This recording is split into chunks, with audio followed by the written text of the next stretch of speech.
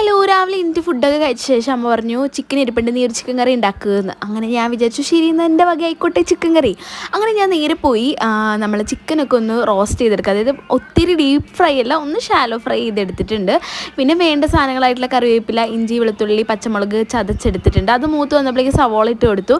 അതിനുശേഷം നമ്മൾ പൊടികളായിട്ടുള്ള മഞ്ഞൾപ്പൊടി, മുളക് പൊടി, മല്ലിപ്പൊടി, ചിക്കൻ മസാലയൊക്കെ ഇട്ടിട്ട് നന്നായിട്ട് ഇളക്കി മൂത്ത് വന്ന ശേഷം മാത്രം നമ്മൾ തക്കാളി ചേർത്ത് കൊടുക്കുക. എന്നിട്ട് അതും നന്നായിട്ട് മൂത്ത് വന്ന ശേഷം നമ്മൾ എന്ത് ചെയ്യുക, ഷാലോ ഫ്രൈ ചെയ്തിട്ടുണ്ടായിരുന്ന ചിക്കനും അതുപോലെ മല്ലിച്ചപ്പ് ഇട്ട് കൊടുക്കുക. പിന്നെ ആവശ്യത്തിന് കുരുമുളക് പൊടി, ഗരം മസാലയും വെള്ളം ഒഴിച്ച് നമ്മൾ തിളപ്പിച്ച് വെച്ചു കേട്ടോ. അപ്പോൾ അത്രയൊക്കെ ഉള്ളൂ, നല്ല ടേസ്റ്റുള്ള ചിക്കൻ കറി റെഡിയായി. അങ്ങനെ ചോറൊക്കെ ഉണ്ട് ശേഷം നമ്മൾ ഉച്ച കഴിഞ്ഞിട്ട് പുറത്തേക്ക് ഇറങ്ങി.